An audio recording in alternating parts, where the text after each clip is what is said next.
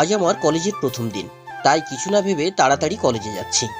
তেমন ভালো কাপড় নেই, যেটা আমার চোখে সবচেয়ে ভালো মনে হয় সেই কাপড়গুলোই পরলাম। রিক্সা নিয়ে কলেজে নামলাম, তারপর 10 টাকা ভাড়া দিয়ে কলেজে ঢুকতে যাব।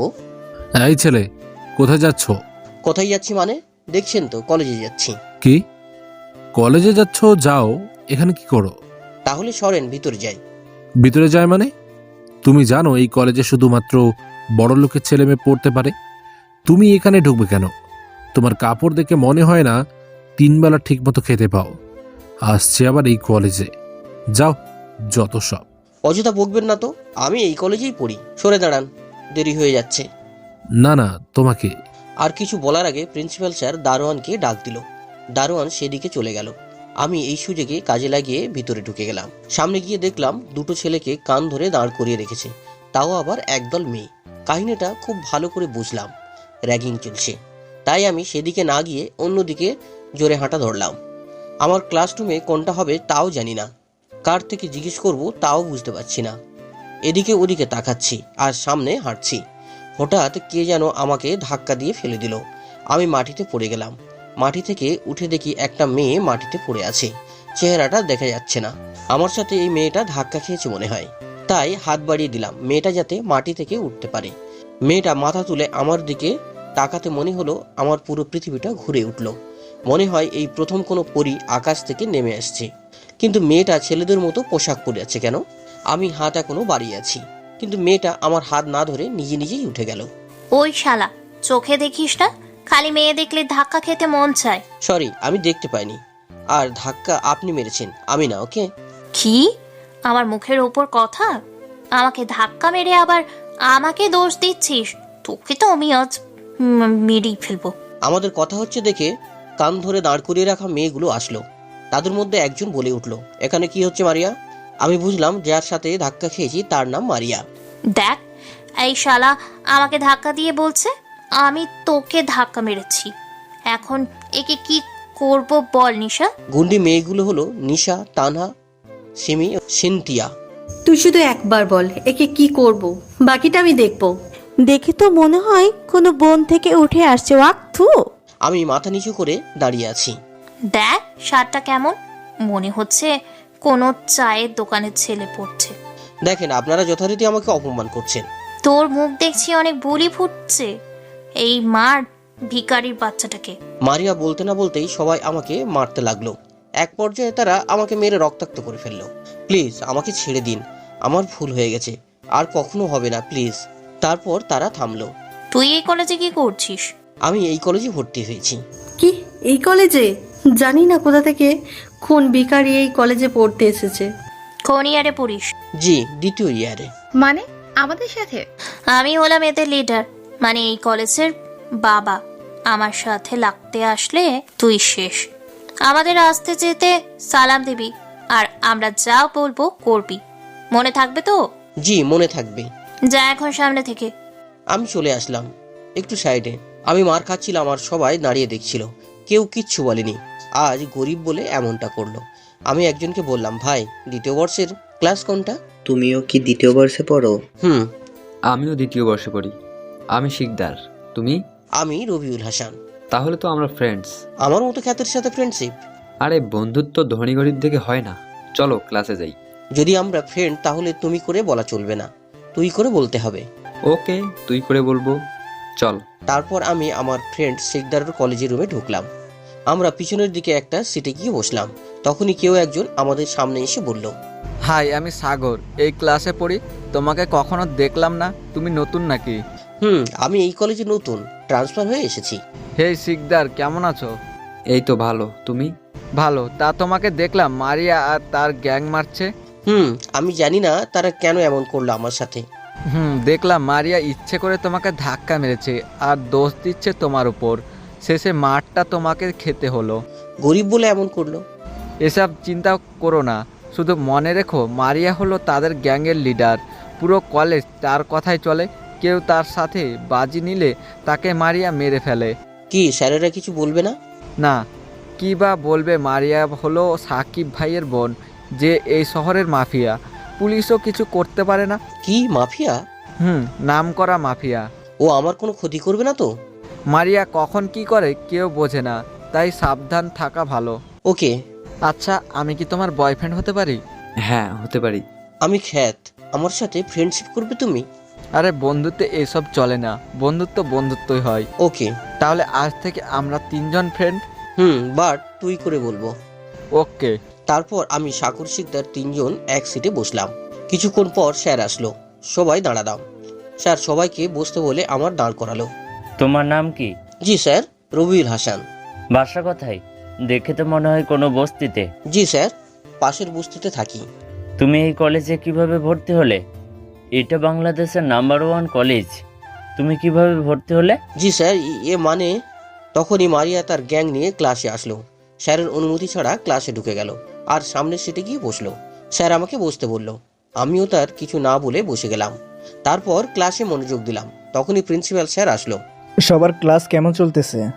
ভালো স্যার। আচ্ছা, যে জন্য আসলাম তাই বলি। এখানে একটা নতুন ছেলে ভর্তি হয়েছে, কই সে? তখন আমি দাঁড়ালাম। সবাই ওকে চিনে রাখো, তোমাদের নতুন বন্ধু। যদিও সবার মতো বড় লোক না, কিন্তু ওর মনটা অনেক বড়। যাই হোক, তোমার নামটা কি? স্যার আমার নাম রবিউল হাসান। ওকে, সবাই রবিউল হাসানকে বন্ধু বানিয়ে নেবে। আর হ্যাঁ, সবাই বেশি ভাব দেখাতে যেও না, বিশেষ করে মারিয়া, তোমাকে বলছি। আসি। স্যার এই বলে চলে গেল। আর এদিকে স্যারের শেষ কথায় মারিয়া রেগে আগুন। প্রিন্সিপাল যাওয়ার সাথে সাথে মারিয়া দাঁড়িয়ে গেল আর স্যারকে বলল, স্যার ভালো লাগছে না আজকে, আপনি আজকে আসতে পারেন। ওকে, আসলাম তাহলে। মারিয়াকে সবাই ভয় পায়, তাই স্যারও কিছু বলতে পারল না। স্যার চলে গেল। স্যার যাওয়ার পর মারিয়া সোজা আমার কাছে আসলো। এসে বলল, কে রে তুই?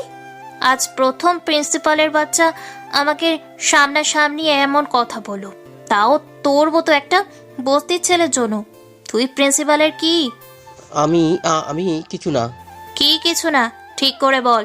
দেখো মারিয়া, তুমি এভাবে সবার সাথে খারাপ আচরণ করতে পারো না। কি পাও এসব করে? সাথে সাথে মারিয়া সাগরকে চড় মেরে দিল আর বলল, কি করব না তা কি তোর থেকে শিখতে হবে? তোর সাথে কথা বলছি আমি। সরি, ভুল হয়ে গেছে। আর যদি ভুল হয় তাহলে সোজা উপরে পাঠিয়ে দেব, মনে রাখিস। মনে থাকবে। বল, কে তুই? রবিউল হাসান। তোর জন্য কেন প্রিন্সিপাল আমাকে এমন করে বললো? স্যার আমাকে আগে থেকেই চেনে তাই বলল। সত্যি তো? সত্যি। ঠিক আছে, আমি যখন যা বলবো করবি, নয়তো ঠ্যাং ভেঙে হাতে ধরিয়ে দিব। জি করব। মনে থাকে যেন।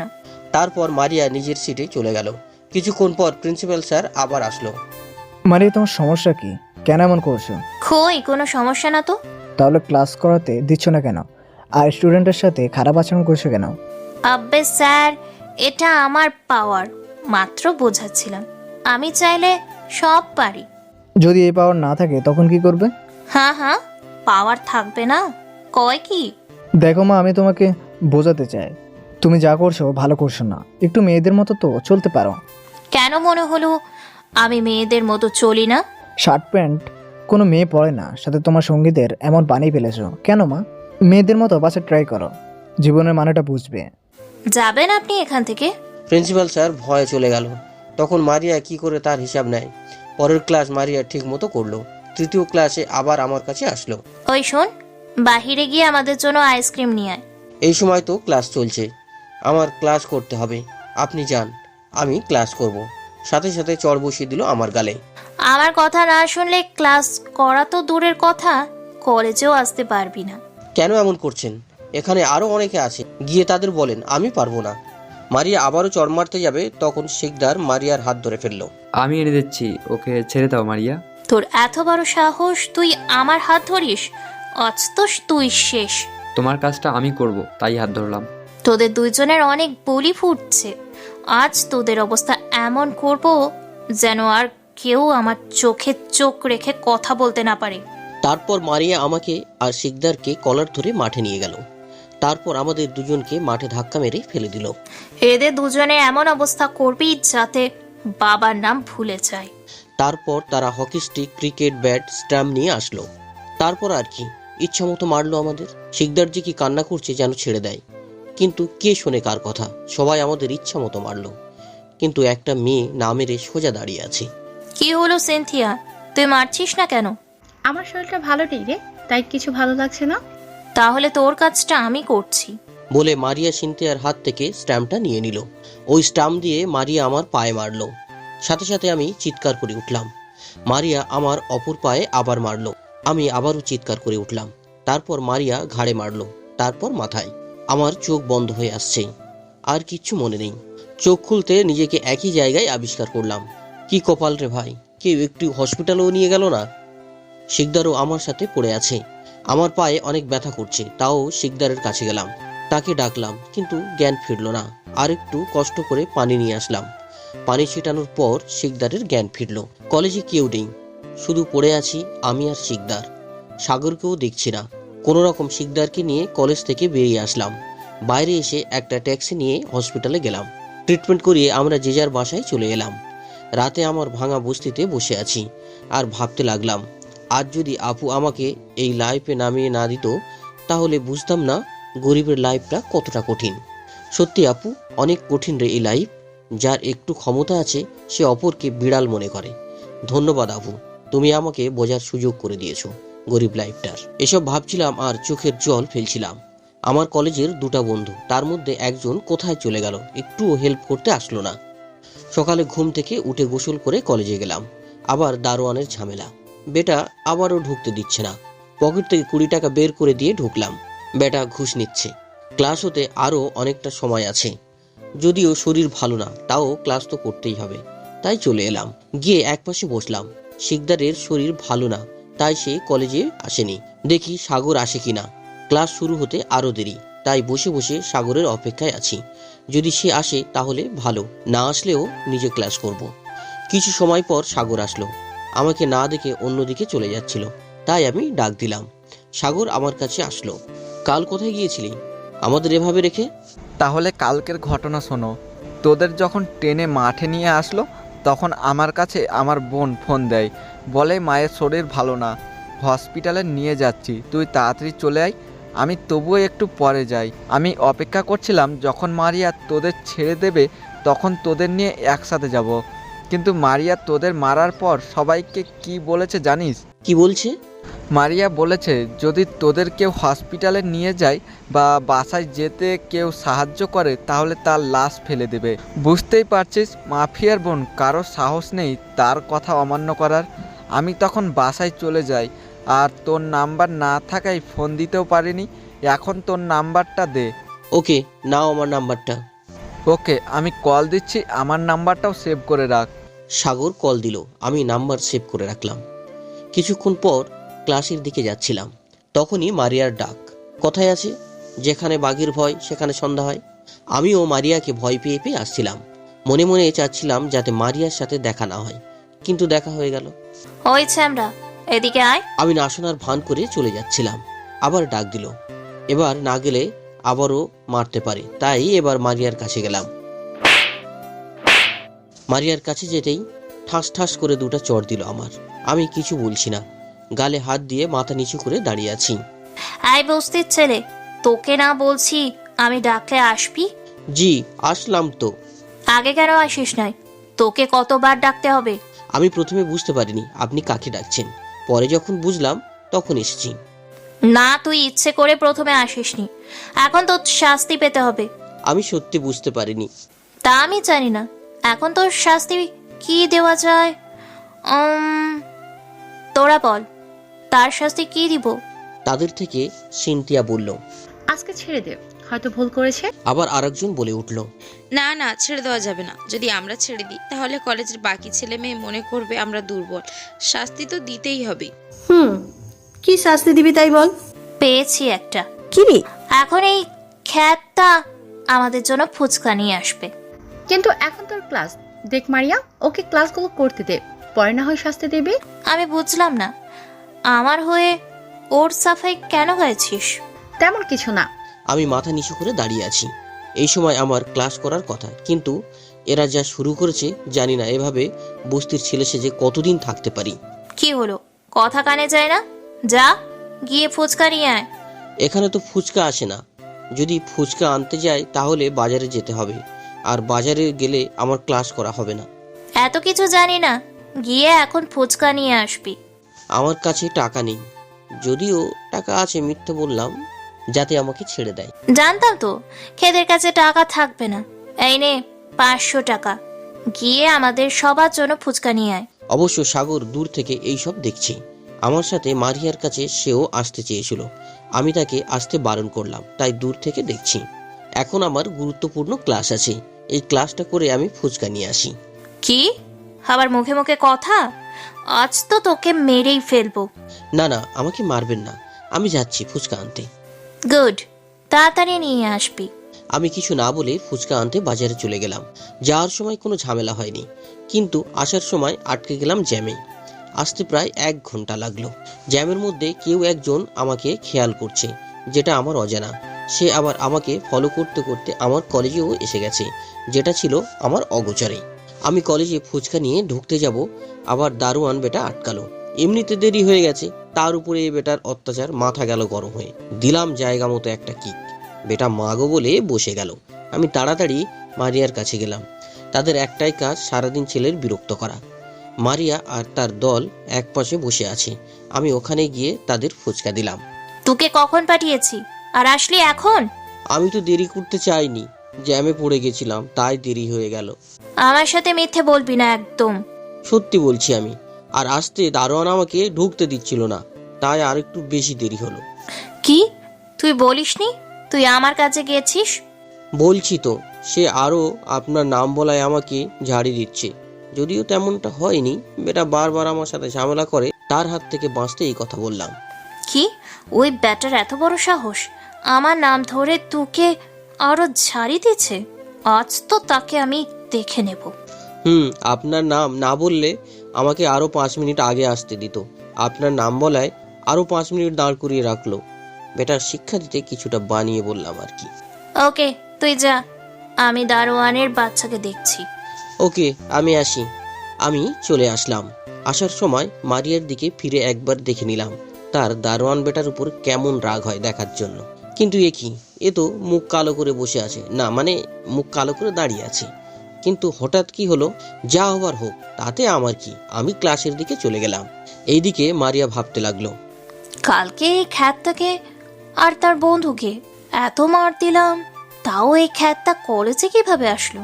এর তো হসপিটালে বা পোস্টে বেডে শুয়ে থাকার কথা। এর ফ্রেন্ড তো আসলো না, তাহলে এ কিভাবে আসলো? আর মার তো এই খ্যাতটাকে বেশি দিয়েছি, তাও। কি ভাবছিস? চল দারোয়ানকে একটু দেখে আসি। সিমির কথায় মারিয়ার ভাবনার জগতের ইতি ঘটল। হ্যাঁ চল, দারোয়ান বেটাকে দেখে আসি। এইদিকে আমি ক্লাসের সামনে গিয়ে দরজায় দাঁড়ালাম। Coming sir. স্যার আমার দিকে তাকিয়ে একগাল বিরক্তের ছাপ মুখে রেখে বলল, কি চাই? স্যার ক্লাস করতে চাই। এই দেরি হলো কেন? এতক্ষণ কোথায় ছিলে? ভিক্ষা করতে গেছিলা নাকি? দেখে তো মনে হয় তাই করো। কোত্থেকে যে এসব ভিখারি আছে? স্যার যথারীতি আমাকে অপমান করছেন, তাও আমি কোনো প্রতিবাদ করছি না, মাথা নিচু করে দাঁড়িয়ে আছি। আর স্যার ঘৃণিত কথাগুলো হজম করার ট্রাই করছি। কি হলো, কথা বলছো না কেন? স্যার আমি আস্তে আস্তে দেরি করিনি, আমি ঠিক সময় আসছিলাম, কিন্তু মারিয়া আমাকে ফুচকার জন্য বাজারে পাঠিয়েছে, তাই আমার আসতে দেরি হলো। ও, মারিয়া কোথাও পাঠিয়েছে? আগে বলবে তো। আসো আসো, ভিতরে আসো। যদিও কথাগুলো স্যার মুখ থেকে বলল, মারিয়ার কথা বলা স্যার যথারীতি ভয় পেয়েছে। তারপর ভিতরে গিয়ে শেষ সিটে গিয়ে বসলাম। এটাই একটা নিয়ম, যার টাকা আছে, ক্ষমতা আছে, সে যেখানে খুশি বসতে পারবে। যার টাকার পাওয়ার নেই, ক্ষমতা নেই, তাকে পিছনে গিয়ে বসতে হবে। তাই আমিও পিছনে গিয়ে বসলাম। ওই সিটে আগে থেকে সাগর বসেছিল, তার পাশে গিয়ে বসলাম। আজ শিকদার আসে নাই, তাই আমরা দুজন বসে ক্লাস করছি। একটার পর একটা ক্লাস করতে করতে সব ক্লাস শেষ করলাম। যদিও প্রথম ক্লাসটা মারিয়ার জন্য করতে পারিনি। সব ক্লাস শেষের বাইরে আসলাম। সাগর আর আমি গেট দিয়ে বের হতেই দারোয়ান বেটা আবারও আটকালো। তুই সকালে মারিয়া ম্যামকে কি বলছিস? কই কিছু না তো।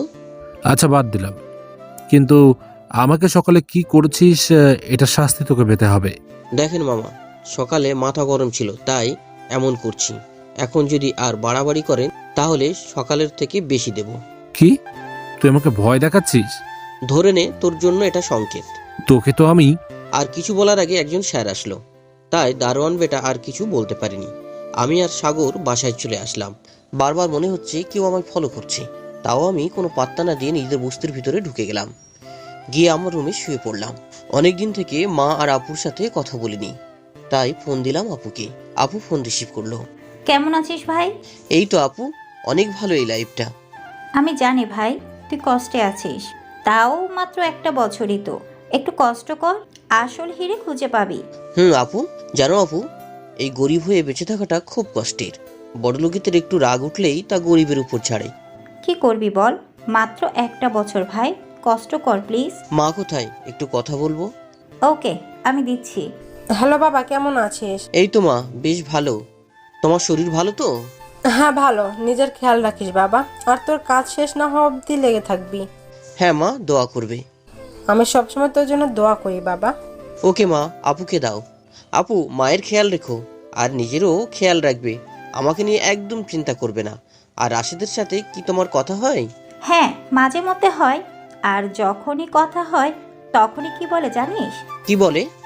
বলে তোর খবর দিতে, শুধু চাই তোর সাথে একটু কথা বলতে। কাল তো তোর নাম্বারও চেয়েছিল, আমি দেইনি। ভালো করছো, আর নাম্বার দেবেও না। মনে রাখবে, আমি কিন্তু একটা বছর গরিবের মতো থাকতে চাই। আর হ্যাঁ, রাশেদের নাম্বারটা আমাকে টেক্সট করে দিও। ওকে ওকে, রাখছি তাহলে। ওকে, নিজের খেয়াল রাখিস। I love you very much আপু। লাভ ইউ টু ভাই। আল্লাহ হাফেজ। তারপর ফোন কেটে দিলাম। তখন আপু রাশেদের নাম্বার আমাকে টেক্সট করে দিল। আমার পুরাতন সিম আপুর কাছে রেখে আসছি, যাতে কেউ আমার সাথে যোগাযোগ করতে না পারে। নতুন সিমে কারো নাম্বার নেই, তাই আপুর থেকে রাশেদের নাম্বার নিলাম। বস্তিতে একা থাকি, নিজের কাজ নিজেই করতে হয়, তাই খাবার তুলে দিলাম চুলার উপর। পাশে ভাঙা টেবিলে পড়তে বসলাম। কিছুক্ষণ পড়ার পর খাবার খেয়ে ঘুমিয়ে পড়লাম।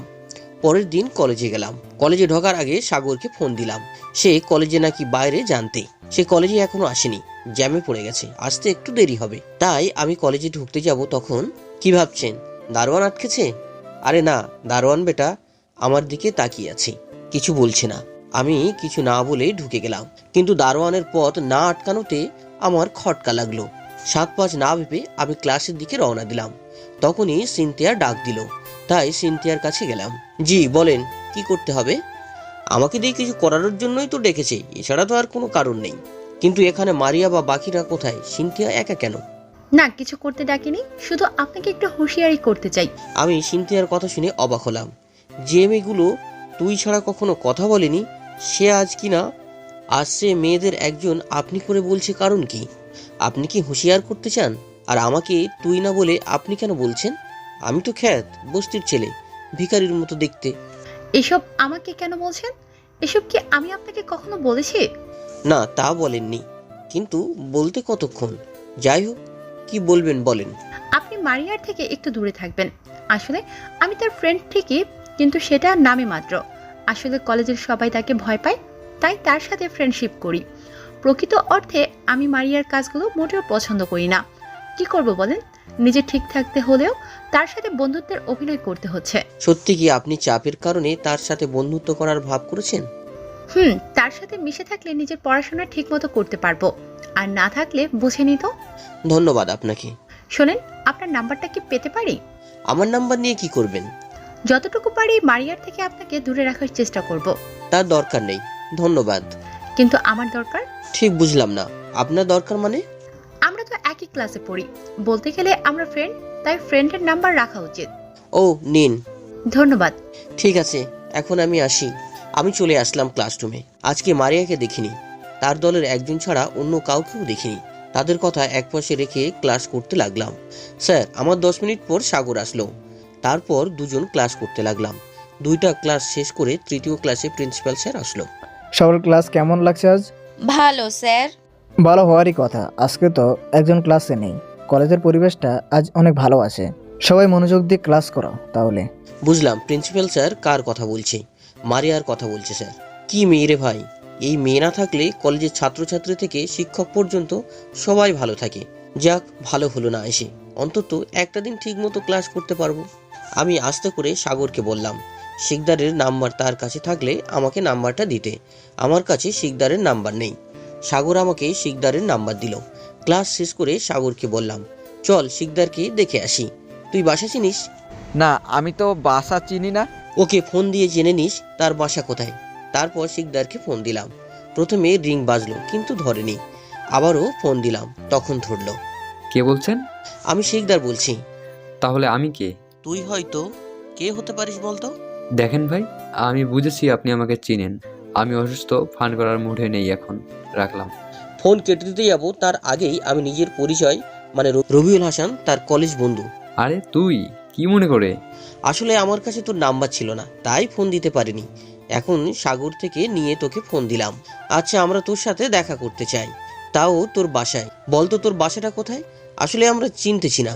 আচ্ছা, আমি ঠিকানা টেক্সট করে দিচ্ছি, তোরা আয়। ওকে। শিকদারের দেওয়া ঠিকানায় গেলাম। সামনে তাকিয়ে দেখি চোখ কপালে উঠে গেল। এত বড় বাড়ি, আবার এত সুন্দরও, চারপাশে ক্যামেরা লাগানো। দেখে তো মনে হয় না এই বাসাটা ভাড়া দিয়েছে। এটা কি তাহলে শিকদারের আসল বাসা? না, কিছু মাথায় ঢুকছে না। শিকদারকে ফোন দিয়ে দেখি কি বলে। আমি ফোন দিতে যাব তার আগে শিকদার আমাকে ফোন দিল। শিকদার আমার কাণ্ডগুলো কম্পিউটারে দেখছিল, তাই আমি ফোন দেওয়ার আগে আমাকে ফোন দিল। আমি ফোন রিসিভ করে বললাম, ভাই এটা কোথায় নিয়ে আসলি? ঠিক জায়গাতেই এনেছি। গেট খুলে ভেতরে ঢোক, ফোন কাটবি না। ওকে।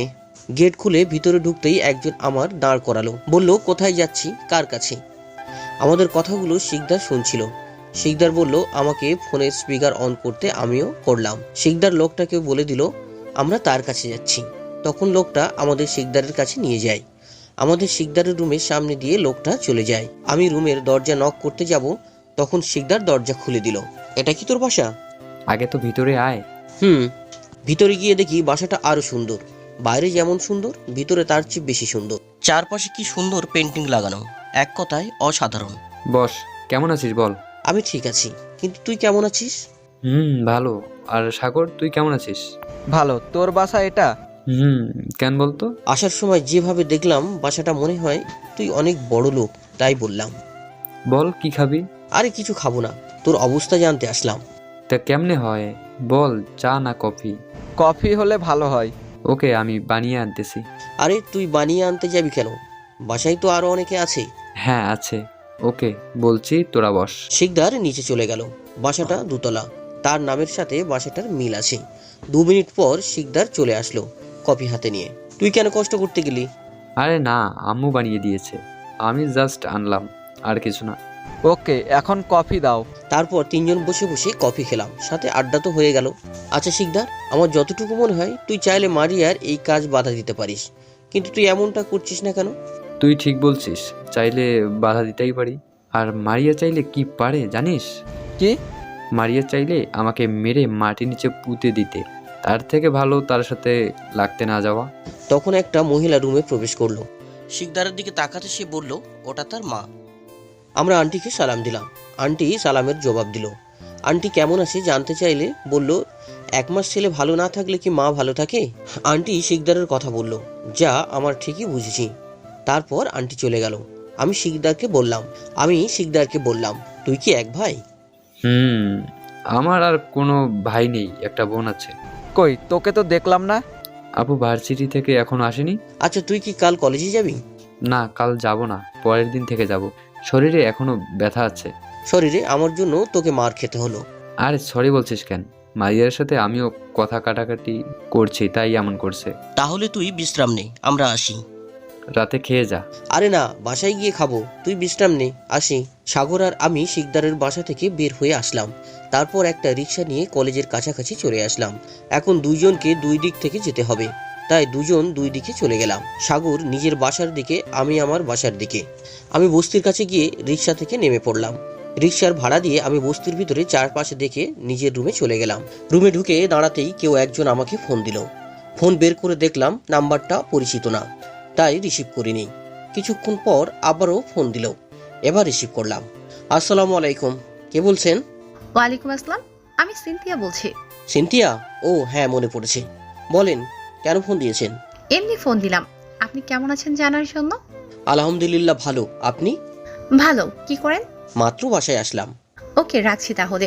আমি কিছু না বলে ফোন কেটে দিলাম। কত সুন্দর ছিল লাইফটা। গরিবের লাইফটা বুঝতে গিয়ে আজ বুঝছি কতটা কঠিন এদের লাইফ। টাকা আছে তো সবাই ভালোবাসবে, টাকা নেই তো কেউ ভালোবাসবে না। টাকা নেই তো সবাই অপমানিত করবে। কি লাইফ! একা মানুষ বস্তিতে থাকি, নিজের খাবার রান্না করলাম, সাথে কিছুক্ষণ পড়লাম, রাতে শুয়ে পড়লাম। স্বপ্ন দেখা, ওসির কথা মতো তুই গুলি করেছিলি আবিরকে, বল এটাও কি মিথ্যে? না ভাই, ওসি আমাকে বলছিল আবির ভাইকে গুলি করতে, কিন্তু আমি জানতাম আমি আবির ভাইকে গুলি করলে আপনি আমাকে ছাড়বেন না, তাই আমি গুলি করতে এসেও গুলি করিনি। তাহলে বল গুলি কে করেছে? আমি গুলি করেছি বস, এখন তোকেও গুলি করব। বিশ্বাসঘাতক, আমার খেয়ে আমার পরে আমাকে গুলি ধরলি? সরি ভাই, এই দুনিয়ায় বিশ্বাসের কিছু নাই, যে যাকে মেরে রাজত্ব করতে পারে সেই রাজা। তোকে আমি আপন ভাইয়ের মতো ভালোবাসতাম, আর তুই আমাকে তার প্রতিদান এইভাবেই দিবি? ভাবিনি। ভাই মাফ করবেন, এই দুনিয়ায় ভালোবাসা বলতে কিছু নেই। টাকা আছে তো ভালোবাসার দরকার নেই, ক্ষমতা আছে তো এই শহরে রাজত্ব করা যায়। তোরাই তো রাজত্ব করছিস, আমি তো কখনো তোদের বাধা দিইনি, কারণ তোরা ছিলি আমার লোক।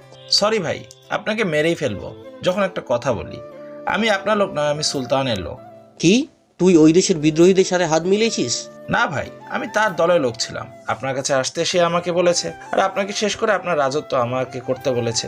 দেখ সুলতান এই দেশ সহ বিভিন্ন দেশের গোয়েন্দা সংস্থার শীর্ষ তালিকায় রয়েছে, যে কোনো সময় যে কেউ তাকে ফায়ার করে দিতে পারত, তখন কিন্তু আমিই থাকবো তোর পাশে। সরি ভাই, আমি রাজত্ব করলে আন্ডারওয়ার্ল্ড আমার কথায় চলবে, যেটা এখন আপনার কথায় চলছে। তুই বেইমানি করছিস আমার সাথে? হ্যাঁ ভাই, এই দুনিয়ায় ইমানদারির দাম কেউ দেয় না। ভালো থাকবেন ভাই। আহ বেইমান, আমার ঘুম ভেঙে গেল। বুঝলাম আবারও স্বপ্ন দেখলাম। পাশে ঘড়িতে তাকিয়ে দেখি 4টে বাজে। এই সময় এমন স্বপ্ন দেখা তেমন কোনো ব্যাপার না। এই স্বপ্ন আমি আগেও দেখেছি। অতীত নিয়ে চিন্তা করতে করতে আবারও ঘুমিয়ে পড়লাম। যখন ঘুম ভাঙে ঘড়ির দিকে কাঁটা অনেকটাই দূর বেজে গেছে, প্রায় 9:20। আর সকালে খাওয়া হলো না, তাড়াতাড়ি চলে গেলাম কলেজে। দারোয়ান বেটা আজকেও আটকায়নি, ওই দিনের কিক দেয় বেটা লাইনে চলে এসেছে। ভিতরে ঢুকে গেলাম।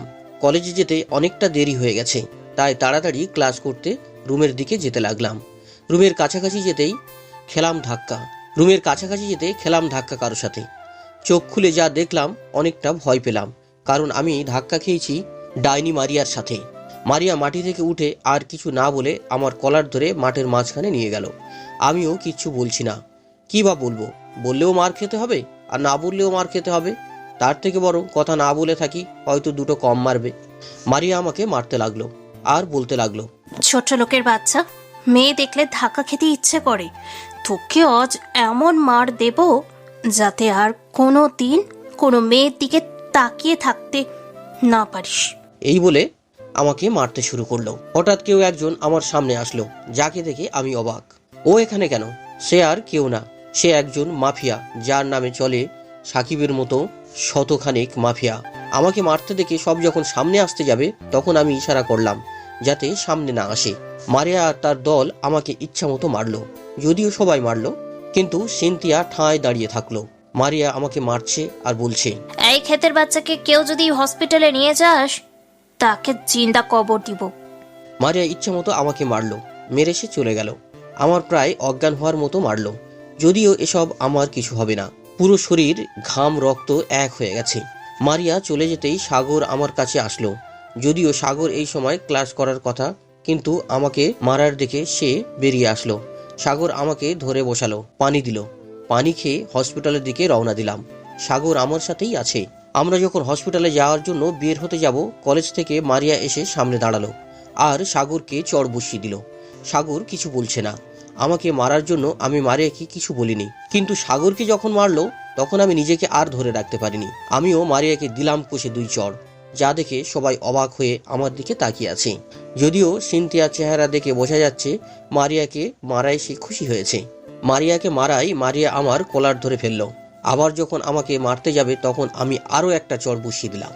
তোর এত বড় সাহস, তুই আমার গায়ে হাত তুললি? জানিস আমি কে? কে তুই? যদিও আগে আপনি করে বলতাম, বারবার যখন মারিয়া আমাদেরকে অত্যাচার করছে তখন আমি আর আপনি না বলে সোজা তুই করে বললাম। তুই আমাকে তুই করে বলছিস? তোকে তুই বলতেও ঘৃণা হচ্ছে। ছি, কতটা খারাপ হয়ে মানুষের পশুর মতো আচরণ করতে পারে তা তোকে না দেখলে বোঝাই যেত না। আমি জানতাম তোর ক্ষমতা আছে বলে একটু ঝামেলা করিস, কিন্তু এখন তো আমার ধারণা পাল্টে গেছে। আসলে তুই কেমন জানিস? যখন কোনো দুর্বল মানুষ তোর সামনে আসে, তখন তুই তোর পশুর মতো আচরণ করিস। যখন কোনো দুর্বল মানুষ তোর সামনে আসবে, তখন তুই তাকে পশুর মতন মনে করিস। মনে করিস না, শুধু পশুর মতো আচরণও করিস। কেন রে, তোকে কি মা বোন কিছু শেখায়নি গরিবের সাথে কিভাবে আচরণ করতে হয়? পারলে একদিন গরিব হয়ে দেখ। এই গরিবের লাইফটা কতটা কঠিন হাড়ে হাড়ে টের পাবি। ঘৃণা করি তোর মতো মেয়েকে, আর সাথে তোর সাথে যারা আছে। কি পেয়েছিস তোরা? একটু ক্ষমতা আছে তার মানে তোরা মানুষকে পশু বানিয়ে রাখবি? কাল যদি তোর ক্ষমতা না থাকে তাহলে তোকে এই গরিবরা তোর মতো ব্যবহার করবে না, কারণ তারা মানুষকে সম্মান করতে জানে। আচ্ছা ধরে নে আজ তোর ক্ষমতা নেই, তোর সাথে যারা এখন চলছে তারা কি আর তোর সাথে থাকবে? কখনো না। তোর ক্ষমতা আছে বলে আজ এরা তোর সাথে আছে, হয়তো তোর ভয়ে, নয়তো তোর ক্ষমতাকে নিজের স্বার্থে ব্যবহার করতে। কাল সাধারণ মানুষ হয়ে দেখ, দেখবি আজ যারা তোর সঙ্গী তারা আর তোর সাথে থাকবে না। ঘৃণা লাগে তোর মতো মেয়েদেরকে। চাইলে তুই পুরো কলেজ ঘুরে দেখ, 95% ছাত্রছাত্রী তুই না থাকলে কলেজে খুশি থাকে। কেন জানিস? তারা তোকে ঘৃণা করে, তারা হয়তো বলতে পারে না ভয়ে। পারলে একবার গরিব হয়ে দেখ, দেখবি এই লাইফটা কতটা কঠিন। আর কি বললি? আমি ভিখারির বাচ্চা, খ্যাত বস্তির ছেলে? আরে পারলে এই খ্যাত বস্তির ছেলের মতো কেউ তোকে ভালোবাসবে কি? দেখ, কেউ ভালোবাসবে না। সবাই ভয়ে তোর সামনে নিয়ে পুজো করে। আর জানিস, এই খ্যাত যখন এইটুকু অসুস্থ হয় না, তখন পাড়া প্রতিবেশীদের ভিড় লেগে যায় আমাদের বাসার সামনে। কেন জানিস? কারণ এই খ্যাত বস্তির ছেলেকে সবাই ভালোবাসে। আর যদি তুই অসুস্থ হয়ে পড়িস তাহলে তোকে কেউ দেখতে যাবে না। হ্যাঁ, যাবে দেখতে। কারা যাবে জানিস? তোর মতো কিছু মানুষরূপী জানোয়ার, যারা আপন স্বার্থের জন্য তোর চারপাশে ঘোরে। আর কি বললি? ও হ্যাঁ, আমাকে মারার পর যে আমাকে হসপিটালে নিয়ে যাবে তাকে জিন্দা কবর দিবি? আরে তুই কি ভাবলি যখন যা বলবি তাই হবে? শেষবারের মতো বলছি, ভালো হয়ে যা, সবার ভালোবাসা পাবি। আর এভাবে থাকলে সবার ঘৃণা ছাড়া আর কিচ্ছু পাবি না। ঘৃণা করি তোর মতো মেয়ে জাতিকে। তারপর চলে এলাম সাগর আর আমি। আমাদের ঘটনাগুলো নিজেদের চোখেই দেখেছিল সকলে, আর সবাই অবাক হয়ে তাকিয়ে আছে। মারিয়া আমার উপর সে কি রাগ, মনে হয় আমাকে চিবিয়ে খাবে। মারিয়া মনে মনে ভাবলো এই অপমানের জবাব সে দেবে। মনে মনে ঠিক করে নিল আমাকে মেরে ফেলার। আমি আর সাগর বাইরে আসতেই আমার সামনে একজন এসে দাঁড়ালো, যাকে আমি মারার সময় সামনে আসতে নিষেধ করেছিলাম। হ্যাঁ, সেও একজন মাফিয়া, আমার বন্ধু সে। মাহমুদ আমার সামনে দাঁড়ালো, আমাকে বলল, এসবের মানে কি? কিছু না, আমি একটু শান্তি চাই। চল হসপিটালে নিয়ে যাই তোকে। চল। সাগর, মাহমুদ আর আমি হসপিটালে গেলাম। ট্রিটমেন্ট করিয়ে হসপিটালে একটু বিশ্রাম নিলাম। ভাই কি হয়েছে, তোরা এখানে কেন? আর আমাদের ছেড়ে হঠাৎ কোথায় হারিয়ে গেছিলি? বলবো পরে, আগে বল তুই এখানে কেন? আমি তোকে ফলো করতে করতে এলাম। মানে তুই আমাকে ফলো করছিলি তাহলে? হ্যাঁ। কখন থেকে আমাকে দেখলি তুই? আমি? এটা কে? এটা আমার বন্ধু, আমার সাথে একই কলেজে পড়ে। ওকে, পরে বলবো। আচ্ছা আপনি বলেন, আমি বাহির থেকে আসছি। বলে সাগর বাইরে চলে গেল। এখন বল তুই আমাকে কোথায় দেখলি? তোকে কেমনে দেখছি? আমি একটা মিশনে যাচ্ছিলাম, আমার সাথে পোলাপান ছিল। আমি আমার গাড়িটা নিচ্ছিলাম, যেটা তুই আমাকে দিয়েছিলি, বুলেট প্রুফ গাড়িটা। আমার ওই গাড়ির পেছনে বাকিরা ছিল। আমি মিশনে যাওয়ার মাঝখানে বাজারে তোকে দেখলাম। যদিও আমাদের জগতে আমরা দুইজন জানি তুই বেঁচে আছিস, কিন্তু কোথায় আছিস তা কেউ জানে না। বাজারে যখন ঢুকে দেখলাম তখন তুই কোথায় থাকিস জানার জন্য আমি তোর পিছু নেই, বাকিদের মিশনে পাঠিয়ে দেই। তোর পেছন পেছন আস্তে আস্তে কলেজে, তোর বাসার সবখানে তোকে ফলো করি, যাতে তোর থেকে হারিয়ে যাওয়ার আগে কি হয়েছিল জানতে পারি। আর আমি আজকেও তোকে ফলো করছিলাম, আর এসে দেখি তোকে কতগুলো মেয়ে মারছে। বাকিটা তুই জানিস। ওই দিকের কি অবস্থা? রাজা ছাড়া রাজ্য যেমন চলে তেমনই চলছে। আমার অবর্তমানে সব দায়িত্ব রাশেদের কাছে, তাহলে সমস্যা হওয়ার কথা না। হ্যাঁ, সে তোর মতো করে চালাচ্ছে সবকিছু, কিন্তু তুই মাত্র তুই। ওকে, আমি ফিরবো একটু সময় পরে। কখন ফিরবি? আমি তো চেয়েছিলাম 1 বছর পর ফিরবো, কিন্তু মনে হয় না এত সময় অপেক্ষা করতে পারবো। বল সেদিন আসলে কি হয়েছিল? যদি আমি এখন তোকে বলি সেদিন কি হয়েছিল তাহলে তুই রেগে যাবি, আবার যে আমার সাথে বেইমানি করেছে তাকেও তুই মেরে ফেলবি। তাই আমি এখন তোকে বলতে পারবো না সেদিন কি হয়েছিল। আমি জানি তোর সাথে কেউ বেইমানি করছে, কিন্তু কে সে? নাম বল, নিচে গিয়ে আমি তাকে শুট করব। না, তোর কিছু করতে হবে না, যা করার আমি করব। তাহলে বল কে সে যে বেইমানি করছে? আগে আমাকে কথা দে তুই তাকে কিছু করবি না। ওকে, কথা দিলাম, তাকে আমি কিছু করব না। ওকে, তাহলে শোন, আমি সেদিন রাতে সবাইকে ডেকেছিলাম, আর আবিরকে যে গুলি করেছে তাকেও ধরে নিয়ে এসেছিলাম। যখন আমি জোর দিয়ে জিজ্ঞেস করেছিলাম আবিরকে কে শুট করেছে জানার জন্য, তখন পেছন থেকে সাকিব আমাকে গুলি ধরে বলল, আমি গুলি করেছি বস, এখন তোকেও গুলি করব। বিশ্বাসঘাতক, আমার খেয়ে আমার পরে আমাকে গুলি ধরলি? সরি ভাই, এই দুনিয়ায় বিশ্বাসের কিছু নাই, যে যাকে মেরে রাজত্ব করতে পারে সেই রাজা। তোকে আমি আপন ভাইয়ের মতো ভালোবাসতাম, আর তুই আমাকে তার প্রতিদান এভাবেই দিবি ভাবিনি। ভাই মাফ করবেন, এই দুনিয়ায় ভালোবাসা বলতে কিছু নেই। টাকা আছে তো ভালোবাসার দরকার নেই, ক্ষমতা আছে তো এই শহরে রাজত্ব করা যায়। তোরাই তো রাজত্ব করছিস, আমি তো কখনো তোদের বাধা দিইনি, কারণ তোরা ছিলি আমার লোক। সরি ভাই, আপনাকে মেরেই ফেলবো যখন একটা কথা বলি। আমি আপনার লোক নয়, আমি সুলতানের লোক। কি তুই ওই দেশদ্রোহীর সাথে হাত মিলিয়েছিস? না ভাই, আমি তার দলের লোক ছিলাম। আপনার কাছে আসতে সে আমাকে বলেছে, আর আপনাকে শেষ করে আপনার রাজত্ব আমাকে করতে বলেছে। দেখ সুলতান এই দেশ সহ বিভিন্ন দেশে গোয়েন্দা সংস্থার শীর্ষ তালিকায় রয়েছে। যে কোনো সময় যে কেউ তাকে ফায়ার করে দিতে পারে, তখন কিন্তু আমিই থাকবো তোর পাশে। সরি ভাই, আমি রাজত্ব করলে আন্ডারওয়ার্ল্ড আমার কথায় চলবে, যেটা এখন আপনার কথায় চলছে। তুই বেইমানি করছিস আমার সাথে? হ্যাঁ ভাই, এই দুনিয়ায় ইমানদারির দাম কেউ দেয় না। ভালো থাকবেন ভাই। বলে সাকিব আমাকে গুলি করে দেয়, কিন্তু সে জানতো না আমি বুলেট প্রুফ জ্যাকেট পরেছিলাম। আমাকে গুলি করে সাকিব নিজেকে অনেক বড় কিছু মনে করেছে। আমাকে গুলি করার পর আমি একটা গেম চালালাম। আমি মরার মতো করে পড়ে থাকলাম। সাকিব মনে করলো আমি মারা গেছি। সাকিব ফুর্তি করতে করতে আস্তানা থেকে বাইরে চলে গেল। আমি এইভাবে পড়ে থাকলাম। সাকিবের সাথে সবাই চলে গেল, কিন্তু রাশেদ আসলো তার যাওয়ার পরে। রাশেদ আমাকে পড়ে থাকতে দেখে আমার কাছে মাটিতে বসে পড়লো। যখন কান্না করতে যাবে তখন তাকে আমি চোখ খুলে ফিসফিস করে বলতে লাগলাম, আমি ঠিক আছি, এখন আমাকে এখান থেকে বের হয়ে যেতে হবে যাতে কেউ না বুঝতে পারে। আমি বুলেট প্রুফ জ্যাকেট পরেছিলাম, তাই আমার কিছু হয়নি। তারপর আমাকে রাশেদ বের করে নিয়ে আসে। আমাকে বাসায় দিয়ে যখন রাশেদ চলে আসবে তখন আমি তাকে বলি সবাইকে যেন বলে আমি মারা গেছি, কিন্তু কিভাবে তা কেউ জানে না এটাই বলতে। আর রাশেদ সবাইকে ওটাই বলে। তারপর আমার বাসার লোক, রাশেদ আর তুই সাথে পাঠকরা জানে আমি বেঁচে আছি। তারপর আমি একটা চাল চালি যাতে ওসি আর সুলতানকে আমি ধরতে পারি। আমি চাইলে ওসিকে মেরে ফেলতে পারি, কিন্তু সমস্যা হবে ওসিকে মারলে সুলতান দেশে আসবে না। সেজন্য আমি আর ফিরে যাইনি আস্তানায়। আমি ছদ্মবেশ নিয়ে চলে আসি এখানে। যেদিন সুলতান দেশে আসবে সেদিন ব্যাক হবে আর কে, আর সেদিন হবে সুলতানের শেষ দিন। এত কিছু হয়ে গেল, আমাকে একটু জানালি না? এখন তো জানলি, আর মনে রাখবি আমি কে সেটা যাতে কেউ না জানে। কেউ জানবে না। গুড, তুই তোর কাজ নীরবে করে যা, বাকিটা আমি দেখব। আর আমাকে ফলো কম করবি। যতটুকু জানলাম সাকিব এই শহরেই আছে। তিনজনকে একসাথে মাটি চাপা দেব।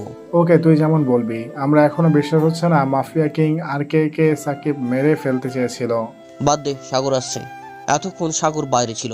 সাগর আসছে দেখে আমি এইসব কথা বন্ধ করে বললাম, যদি সাগর আমাদের কথা বুঝতে পারে তাহলে সে ভয় পাবে, নয়তো আমাদের পরিচয় পাবলিশ হয়ে যাবে।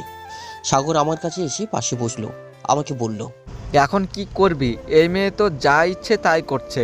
কি করব, ক্ষমতা আছে তাই করছে। আর আজকে আমি যা দিলাম মনে হয় না আর এমনটা করবে আমার সাথে। এই মেয়েটা কিন্তু এত সহজে অপমান মেনে নিবে না। সেটা না হয় পরে দেখা যাবে, এসব নিয়ে তুই চিন্তা করিস না। যদি তোর কোনো ক্ষতি করে? ওর ক্ষতি করতে গেলে ওই মেয়ের আবার জন্ম নিতে হবে। আরে বাদ দে, তোদের পরিচয় করিয়ে দিই। মাহবুদ, এ হচ্ছে সাগর, আর সাগর এ হচ্ছে মাহবুদ। হ্যালো। হ্যালো। তাহলে তুমি রবিউলের সাথে পড়ো? হ্যাঁ, আর আপনি? আমি আপাতত পড়াশোনা স্টপ রাখছি, তবে রবিউলের সাথে পড়ছি। তাহলে তো আমরা ফ্রেন্ডস। হ্যাঁ শিওর, যে আমার বন্ধুর ফ্রেন্ড সে আমারও ফ্রেন্ড। হাত মেলানোর পর আরো কিছু সময় আমরা হসপিটালে কাটালাম। সাগর কথা বলতে বলতে হসপিটালের জানালার পাশে দাঁড়ালো। হঠাৎ সাগর দেখলো কতগুলো এক কালারের গাড়ি হসপিটালে ঢুকলো, আর সেখান থেকে একই পোশাক পরা শখানেক ছেলেপুলে নেমে হসপিটালে ঢুকে পড়লো। সাগর এসব দেখে ভয় পেয়ে আছে। এসে সাগর এসব আমাদের বলল। সাগর অনেক ভয় পেয়ে আছে, মনে করছি এসব পোলাপান মারিয়া হলে আজ আমরা শেষ। দেখে মনে হচ্ছে এরা কোনো মাফিয়ার লোক। সবার হাতে রাশিয়ান অত্যাধুনিক অস্ত্র, যা দেখে সাগর বেহুশ হওয়ার অবস্থা। মাহবুদ জানালা দিয়ে দেখলো তারা কারা। তারপর মাহবুদ নিশ্চিন্তে আমার পাশে এসে বসে পড়ল। মাহবুদ এভাবে বসায় আমি বুঝে গেলাম লোকগুলো মাহবুদের। সাগরকে বললাম ভয় না পেতে, সে চুপ করে বসে আছে। আমরা তিনজন পাশাপাশি বসে আছি। নিচ থেকে পোলাপান আমাদের রুমের সামনে এসে দরজা টকা দিল, যেটাতে সাগরের অবস্থা আরো খারাপ হয়ে উঠল। তারা দরজা ধাক্কা দেওয়ার সাথে সাথে আমি অপর দিকে ঘুরে শুয়ে পড়লাম, যাতে কেউ আমার না চেহারা চিনতে পারে। যারা আসছে গান হাতে নিয়ে তারা আর কেউ নয়, তারা মাহবুদের পোলাপান। তাদের অনেকেই আবার আমাদের চেনে, তাই উল্টো দিকে ঘুরে শুয়ে পড়লাম। এদিকে পোলাপান দরজায় ধাক্কা দিতেই মাহবুদ গিয়ে দরজা খুলে দিল। তোমরা এখানে কেন? ভাই আপনি হাসপাতালে কেন? আপনার কিছু হয়েছে? মাহবুদের অবর্তমানে গ্যাংকে পরিচালনা করে রান। না, আমার কিছু হয়নি। আমার একটা বন্ধুকে একটা মেয়ে মেরেছে, তাকে নিয়ে হসপিটালে আসলাম। ভাই আপনার বন্ধুকে মেরেছে, তাও একটা মেয়ে? ভাই অ্যাড্রেস দিন, তুলে নিয়ে আসবো। আমার থেকে জানার জন্য মাহবুদ আরো কাছে আসলো। এসে বলল মারিয়াকে তুলে আনবে কিনা। আমি নিষেধ করে দিলাম যাতে তুলে না আনে, দেখি মারিয়া আরও কি কি করতে পারে। অবশ্য কথা বলার সময় আমি অপর দিকে ঘোরা অবস্থায় কথা বলছিলাম, যাতে রানা বা আর কেউ না দেখে। মাহবুব রানার কাছে গিয়ে বলল তুলে আনতে হবে না, ওই ব্যাপারটা মাহবুব নিচে দেখবে। ভাই আপনার আজকে একটা মিশন আছে। কি মিশন? ভাই আজকে সুলতানের কিছু লোকজন সমুদ্রপথে অস্ত্র আনবে। মন্ত্রীর সাথে কথা বলছিলাম, সে আমাদের বলল পুলিশের পক্ষে তাদের আটকানো সম্ভব না, তাই এই কাজটা আমি নিলাম। গুড। তোদের নীতি থেকে একটু এদিক ওদিক করবি না, মনে রাখবি দেশের সেরা করাটা আমাদের মূল লক্ষ্য। জি ভাই। অস্ত্র কখন আসবে?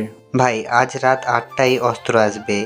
আমাদের গুপ্তচর জানিয়েছে অস্ত্রের সাথে 10 জন থাকবে, সবার হাতে গান থাকবে, AK-47, 3.62 mm rifle, made in China. Okay, তাহলে তো আমাকেও যেতে হবে। তুই একটা কাজ কর, নতুন ঘরে আরও কতগুলো গান আছে এগুলো নিবি, আর পোলাপান 15 জন নিবি, যাতে কোনো ধরনের সমস্যা না হয়। মনে রাখবি এই অস্ত্র দেশে আসলে কি অনেক ক্ষতি হবে। জি ভাই, আমি 15 জনকে রেডি করেছি আমার টিম থেকে। আপনি নিশ্চিন্তে থাকুন, জয় আমাদেরই শুধুই। তাই যেন হয়। ভাই কিছু মনে না করলে আপনার বন্ধুকে একটু দেখতে পারি? এখন দেখা যাবে না, কারণ সে অসুস্থ, আর সবচেয়ে বড় কথা তোরা তাকে চিনিস। আমরা চিনি, তাহলে দেখতে পারি ভাই? না, তোরা এখন ওকে দেখলে তোদের হাতে 5টা লাশ পড়বে, আর সে চায় ওই লাশগুলো নিচে ফেলতে। কিছুই তো বুঝলাম না ভাই। বুঝিয়ে বলবো পরে, এখন বল তোরা কিভাবে জানলি আমি হসপিটালে? ভাই এখানে আমাদের যে এজেন্ট 3 জন আছে তারা জানিয়েছে। আমি তো মনে করেছি আপনার কিছু হয়েছে, তাই টিম নিয়ে চলে আসলাম। ওকে, এখন তাহলে আজ রাত 8টায় রেডি থাকি, আমাদের একটু আগে যেতে হবে। ওকে ভাই, আসি। রানা ও তার দল হসপিটাল ছেড়ে চলে গেল। এদিকে সাগরের প্যান্ট ভিজে যাওয়ার অবস্থা। সাগর মনে মনে বলছে, এ আমি কোথায় আসলাম? কে এই মাহবুব আর কে এই রবিউল, যাদের কথায় এতগুলো পোলাপান চলে? রানা চলে যাওয়ার পর মাহবুব আমার কাছে আসলো। সাগরও পাশে বসেছিল, যদিও রানা বা কেউ একটু ধমক দিলেই নিশ্চিত সাগরের প্যান্ট ভিজে যেত। এখন চুপচাপ বসে আছে। একটা ঝামেলা হয়ে গেছে। কি? সুলতান আবারও ঝামেলা করছে। যা করার করো, তবে শেষটা আমি করব। আমার কথার মানে মাহবুব ঠিকই বুঝলো। সাগরকে বললাম, চুপ হয়ে বসে আছিস কেন? সাগর এখনো ভয়ে আছে, বলল এমনি। চল বাসায় চলে যাই। এভাবে কেমনে? এসব কোনো সমস্যা না, চল যাই।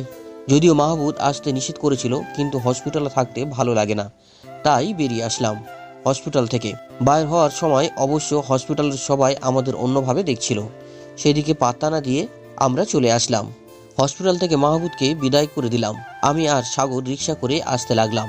সাগর আমাকে বলল, তুই কে? ঠিক বুঝলাম না, তুই জানিস আমি কে? না, আমরা যা জানি তুই তা না। তুই আসলে কে? আমি তোর বন্ধু, কোনো সন্দেহ আছে? আমার বন্ধু তা ঠিক আছে, কিন্তু মাহমুদ কে? আমার বন্ধু? শুধু কি বন্ধু নাকি আরো কিছু? বলতে পারিস অনেক কিছু। মানে? মনে হলো মাহবুব আমার বন্ধু, আবার আমার দেশের একজন রক্ষকও। ঠিক বুঝলাম না। মাহবুব একজন নামকরা মানুষ, বাকিগুলো বলতে গিয়ে থেমে গেলাম। কি হলো, থেমে গেলি কেন বল? পরে বলবো, এখন বলা যাবে না। কখন বলবি? কাল কলেজে গেলে বলবো। এখন বলতে সমস্যা কোথায়? বলছি তো কাল বলবো। ওকে বলিস, রাগ করিস কেন? একটু চুপ থাক। মাহবুবের নামে কিছু বলতে গিয়ে থেমে যাওয়ার কারণ হলো কেউ আমাদের ফলো করছে, যা আমি সামনের গাড়িতে দেখলাম। সামনে একটা কার, যেটার বাম পাশের গ্লাসে আমার চোখ লেগে আছে। মানে আমি যতবার ওই গ্লাসের দিকে তাকাচ্ছি ততবার দেখছি পেছনের একটা বাইকে করে 2 জন লোক আমার দিকে তাকাচ্ছে। আমি যতবার তাকিয়েছি ততবার দেখছি ওই বাইকারদের আমার কেন জানি সন্দেহ লাগছে, তাই মাহবুবের কথা অফ করলাম। আমরা দুজনেই রিক্সা নিয়ে আসতে লাগলাম। এখনো ওই বাইকার আমাদের ফলো করছে। আমরা বাসার দিকে না গিয়ে অন্যদিকে রিক্সাকে যেতে বললাম, আর একটু বুদ্ধি আটকালাম যাতে যারা আমাদের ফলো করছে তারা অন্যদিকে চলে যায়। আমরা রিক্সা করে একটা নির্জন রাস্তায় চলে গেলাম। সাগর বলল, আমরা কোথায় যাচ্ছি? আমি জানি না কোথায় যাচ্ছি, তবে রিক্সা থেকে নামলে ক্ষতি আছে। কেন, কি হয়েছে? কেউ আমাদের ফলো করছে, তারা আমাদের ফলো করা ছাড়লে আমরা নিজের জায়গায় যাব। কি? এখন কি হবে? ওয়েট, মাহবুবকে জানাচ্ছি। মাহবুবকে ফোন দিলাম, বাইকের নাম্বারটা বললাম। মাহমুদ রানাকে পাঠিয়ে দিয়েছে। কিছুক্ষণ পর রানা নিজের গাড়ি সহ আরো 2টা গাড়ি নিয়ে আসলো। রানা আমাকে যাতে না চেনে তাই মাস্ক পরে নিলাম। রানা গিয়ে বাইকের সামনে দাঁড়ালো। বাইকার 2 জন রানাকে দেখে পালাতে গেলে রানার পোলাপান তাদের ধরে ফেলে। আমি রিক্সা নিয়ে বাসায় চলে আসি, আর ওইদিকে রানা ওই 2 জনকে ধরে গাড়িতে তুলে ফেললো। তারা কাকে ফলো করছে জানার জন্য রানার আস্তানায় নিয়ে গেল। মারধর করার পর তারা বলল রবিউলকে ফলো করছে, এরা মারিয়ার লোক, মারিয়া এদের ফলো করতে বলেছে। এই খবর রানা মাহবুবকে জানালো। রবিউলের কথা শুনে রানাও অবাক। সবাই জানে রবিউল মারা গেছে, কিন্তু এরা যখন রানাকে রবিউলের কথা বলল তখন রানা রবিউলকে দেখতে চাইল। মাহবুব নিষেধ করে দিয়েছে, এখন রবিউলের সাথে দেখা করা যাবে না, কারণ এখন রবিউলের সাথে কেউ দেখা করলে সমস্যা হবে। রবিউল বেঁচে আছে এটা সাকিবের কানে চলে যাবে, তাই মাহবুব নিষেধ করে দিল। তারপর মারিয়ার লোকগুলোকে মেরে মারিয়ার কাছে পাঠিয়ে দিল। আর এদিকে আমিও চলে আসলাম বাসায়, সেই ভাঙা বস্তিতে। এসে মাহমুদকে ফোন দিলাম কি খবর জানার জন্য। মাহমুদ আমাকে সব বলল, কারা আমাকে ফলো করছিল এইসব। আমি এসে বসে থাকলাম, আর ওইদিকে মারিয়ার লোকগুলো গিয়ে রানার কথা বলল, যা শুনে মারিয়া অনেক রেগে গেল। কেন একটা বস্তির ছেলের জন্য রানার মতো মাফিয়া তার লোকদের মারলো? কেন এই বস্তির ছেলের জন্য রানার এত দরদ? কাল কলেজে আসুক, তাহলে এই বস্তির ছেলেকে হাড়ে হাড়ে বোঝাবো মারিয়ার গায়ে হাত তোলার তার পরিণাম কি হয়। আমি সারাদিনের ব্যস্ততায় রাতে তাড়াতাড়ি ঘুমিয়ে পড়লাম। রাতে শিকদার ফোন দিল। মারিয়ার সাথে আমার ঘটে যাওয়া ঘটনাগুলো সাগর শিকদারকে জানালো। শিকদার ঘটনাগুলো শুনে বেশ অবাক। যেখানে শিকদারের মতো বড় লোকের ছেলে মারিয়াকে কিছু বলতেও পারেনি, সেখানে আমার মতো বস্তির ছেলে কিভাবে মারিয়াকে মারলো, আবার তাও সবার সামনে। তাই শিকদার আমাকে ফোন দিয়ে আমার মুখ থেকে ঘটনাটা শুনতে চাইলো। আমিও সব বললাম। শিকদার সে কি অবাক, বলার মতো না। ফোন কেটে দিয়ে ঘুমিয়ে পড়লাম। সকালবেলা ঘুম থেকে উঠে আবারও কলেজে গেলাম। দারোয়ান এখন আর আটকায় না। কিক দিয়েছিলাম যেটা, ওটা কাজ লেগেছে। ক্লাস শুরু হতে আর একটু দেরি আছে, তাই বাইরে বসে আছি। সাগর আর শিকদারকে ফোন দিয়ে তাড়াতাড়ি আসতে বললাম। আমি বসে আছি, এখনো সাগর বা শিকদার কেউ আসেনি। বসে বসে অতীত মনে করতে লাগলাম, যাদের জন্য এত কিছু করেছি, আজ তারাই আমাকে কি থেকে কি করলো। তখনই সামনে 5-6 জন লোক আমার সামনে এসে দাঁড়ালো। আমি মাথা নিচু করেছিলাম, তাই তাদের পা দেখা যাচ্ছিল। মাথা তুলতেই দেখলাম সবার কোমরে গান আছে। এই অবস্থায় যে কেউ প্যান্ট নষ্ট করে ফেলবে, কিন্তু আমি এসবে অভ্যস্ত। যখন মাথা তুললাম, ওদের থেকে একজন বলল, তুই মারিয়া ম্যামের গায়ে হাত তুলেছিলি কাল, আজ তোর সেই হাত আমি কেটে নিব। তারা কেউ আমাকে চিনবে না, শুধু মারিয়া দেখিয়ে দিয়েছিল, তাই আমার সামনে আসলো। কি আমি, কখন, কিভাবে, আর মারিয়া কে? ব্যাটার বুদ্ধি আছে, আমাদের সাথে চালাকি করতেছে। আমি কোনো চালাকি করছি না। কে মারিয়া? এই একে ধর তো, মারিয়া ম্যামের কাছে নিয়ে যাই। তারা আমাকে মারিয়ার কাছে নিয়ে গেল।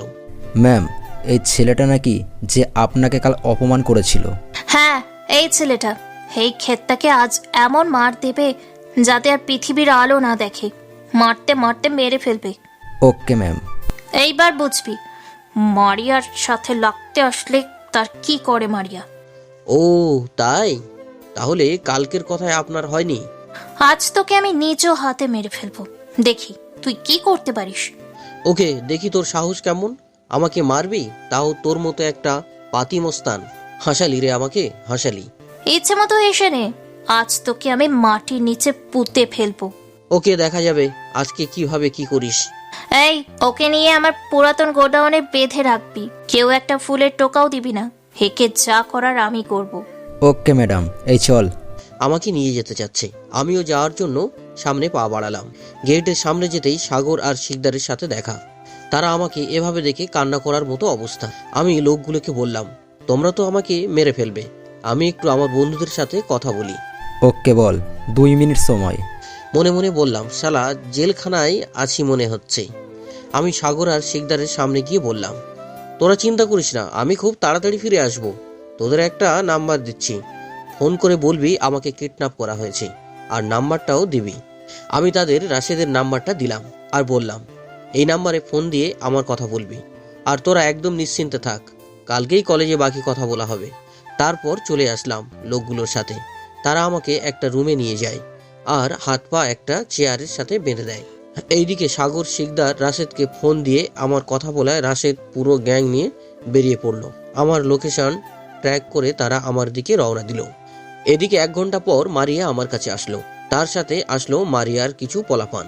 এখন কেমন লাগতেছে চাঁদু আমাকে অপমানিত করা, আমার গায়ে হাত তোলা? আজ তোকে বুঝিয়ে দেব আমি কে। সত্যি কি আমাকে মারবে? কি ভয় পাচ্ছিস? অনেক। ওকে, তাহলে তোকে প্রাণে মারবো না, তোকে কয়েকটা দিয়ে ছেড়ে দিব। আর যদি মারতে না পারিস? আরে না, তেজ তো তোর কমেনি। একটা মেয়ে হয়ে এত পাওয়ার কিভাবে দেখাস? তোর এখনো তেজ কমেনি? তোকে তো আজ আমি মেরেই ফেলবো। এই দুয়া, দাঁড়িয়ে কি দেখছিস? মার ক্ষেতের বাচ্চাটাকে। আমাকে মারার জন্য মারিয়ার লোকগুলো সামনে আসতেই আমি চেয়ারটা টেনে ভেঙে ফেলি আর ওই চেয়ার দিয়ে লোকটার মাথায় মারি। লোকটা সাথে সাথে অজ্ঞান হয়ে যায়। লোকটাকে মারছে দেখে মারিয়া আরও রেগে উঠল। বাকি লোকদের বলল যাতে সবাই একসাথে আমাকে মারতে আসে। সবাই আমাকে মারতে আসতে লাগলো। আমি কম কিসের? আগের জনকে পেটে কিক, পরের জনকে কোমরে আর পরের জনকে মাথায় কিক দিয়ে শুইয়ে দিলাম। সবাই মাটিতে শুয়ে গড়াগড়ি করতে লাগলো। আমার মারের স্টাইল দেখে মারিয়া অবাক। যেখানে ট্রেনিংপ্রাপ্ত গন্ডারা আমাকে মারতে আসলো, সেখানে উল্টো আমি তাদের মেরে শুইয়ে রাখছি। মারিয়া ভাবতে লাগলো, কি চাইলাম কি হলো? আসলাম মার দিতে, এখন তো মার খেতে হলো। কে এই ছেলে যে আমার লোকগুলোকে এভাবে মেরে নিজে বসে আছে? না না, এভাবে সাধারণ কেউ মারতে পারে না। হয়তো এ কোনো বাহিনীর কেউ, নয়তো কোনো মাফিয়া। মাফিয়া হলে আমাকে মেরেও ফেলতে পারে। কি করব এখন? ভাইয়াকে ফোন দিব? না না, ফোন দিলে হিতে বিপরীত হতে পারে। তার থেকে অন্য কিছু ভাবতে হবে। এদিকে আমি সবাইকে মেরে মারিয়ার জন্য যে চেয়ারটা তার গন্ডারা এনে দিয়েছিল ওটাতেই বসে আছি। আমি মারিয়াকে বললাম, কি ম্যাডাম, ভয় পেয়েছেন? কে তুই? এখনো বুঝতে পারছেন না আমি কে? আরে, তোর লোকেদের মেরে মাটিতে শুইয়ে দিয়েছি। এবার চিন্তা কর আমি কে হতে পারি। কে তুই বল। শুনবি তাহলে? হ্যাঁ বল, কে তুই? আমি হলাম খ্যাত, ভিখারির ছেলে, বস্তির ছেলে, যেগুলো তুই বলতিস। জানিস এই ভিখারির ছেলে কে? আরে জানলে তুই কেন, তোর ওই মাফিয়া ভাই সাকিবও মাটি করে নিচে ঢুকে যাবে। তোর পরিচয় দে, কে তুই? আমার পরিচয় চাস? তাহলে শোন। আমি হলাম সে যে তোর ভাইয়ের মতো হাজার খানেক মাফিয়াকে এক পাশে রাখে। আমি হলাম সে যার পা মুছে দিতে তোর ভাইয়ের মতো হাজার মাফিয়া বসে থাকে। কখন আমি পাটা তাকে বাড়িয়ে দেব। আমি হলাম সে যার একটা মেসেজ তোর ভাইয়ের মতো লাখ লাখ মাফিয়া মাটির নিচে চলে যাবে, যাদের লাশও খুঁজে পাবি না। জানিস কে আমি? আমি হলাম দ্য মাফিয়া কিং, #আর কি। আর কি বলতেই মারিয়া অজ্ঞান। ওইদিকে রাশেদ পোলাপান নিয়ে আমি যে ঘরে এসেছি সেই ঘরে ঘিরে রেখেছি। রাশেদ একটা গান নিয়ে রুমের মধ্যে ঢুকলো। চারপাশে দেখতে দেখতে আমি যে রুমে আছি সেই রুমে আসলো। এসেই যখন দেখলো এরা সবাই পড়ে আছে, তখন রাশেদ আমাকে এসে জড়িয়ে ধরলো। শত হলেও বেস্ট ফ্রেন্ড বলে কথা। তোর কিছু হয়নি তো? এত বড় বুকের পাটা কার আছে যে চাইলেই আমাকে মেরে ফেলতে পারবে? এদেরকে মেরে দেবো? না, এদের মারলে হবে না, এদের দিয়ে সুলতানকে দেশে আনতে হবে। এখন এদের কি করব? সবাইকে তোর গোডাউনে নিয়ে যা, ওখানে রাখবি সবাইকে রাতে। আর আমি আসছি, তখন দেখা হবে ওদের সাথে। ওকে। তুই একা নাকি? না, পোলাপান আছে, পেছনে ঢুকতে নিষেধ করছে। ভালো করেছিস, আমার কথা জানলে সমস্যা হবে। এখন একটা কাজ কর, আমি ওই দিকে যাচ্ছি, তুই এখানে থাক। আর তোর পোলাপানদের বল এদের নিয়ে যেতে। আর এই মেয়েটাকে চোখে চোখে রাখতে বলবি, এই মেয়েটাই সুলতানকে দেশে আনবে। ওকে। আমি পাশে চলে গেলাম যাতে রাশেদের কোনো পোলাপান আমাকে না দেখে। আমার পরিচয়টা ততদিন গোপন রাখতে হবে যতদিন না সুলতান দেশে আসছে। রাশেদের পোলাপান ও তার লোকগুলোকে নিয়ে গেল। রাশেদ দাঁড়িয়ে আছে আমার জন্য। পোলাপানকে বলে দিয়েছে তাদের কোথায় রাখতে হবে। চল এবার যাই। কোথায় যাব? আমার সাথে। তোকে অনেক খুঁজছি কিন্তু পাইনি। না, আমি কাল বিকেলে যাব। চাইলে এখন তুই আমার সাথে ঘুরতে পারিস। ওকে চল। তোর মাস্ক আছে? গাড়িতে আছে, কিন্তু কেন? করোনা অনেক বেশি, তাই মাস্ক পরতে হবে। ওকে, পরবো। করোনার জন্য রাশেদকে মাস্ক পরতে বলিনি। রাশেদ অনেক বড় একজন মাফিয়া, তাই সবাই চিনে নেবে, তাই মাস্ক পরতে বলেছি। রাশেদ গাড়ি নিতে চাইলো, কিন্তু আমি গাড়ি নিতে দিলাম না। আমরা এখন কলেজে যাব, কারণ সাগর আর শিকদার কলেজে আছে। হয়তো আমার জন্য অনেক চিন্তাও করছে। গিয়ে তাদের একটা সারপ্রাইজ দেব। আমি আর রাশেদ রিক্সা নিয়ে কলেজে আসলাম। ভিতরে ঢুকতেই দারোয়ান আটকালো। দারোয়ান যাবার সময় দেখেছে মারিয়া আমাকে নিয়ে যাচ্ছে, তাই আটকালো। কি চাই? একটু আগে তো মারিয়া ম্যাম আপনাকে নিয়ে গেল, আর এভাবে ছেড়ে দিল। ও আমাকে ছাড়ে নাই, বরং আমি ওকে ছেড়েছি। কিছুই বুঝলাম না। বুঝতে হবে না। তারপর আমরা ভিতরে চলে এলাম। আমি সাগর আর শিকদারকে খুঁজতে লাগলাম।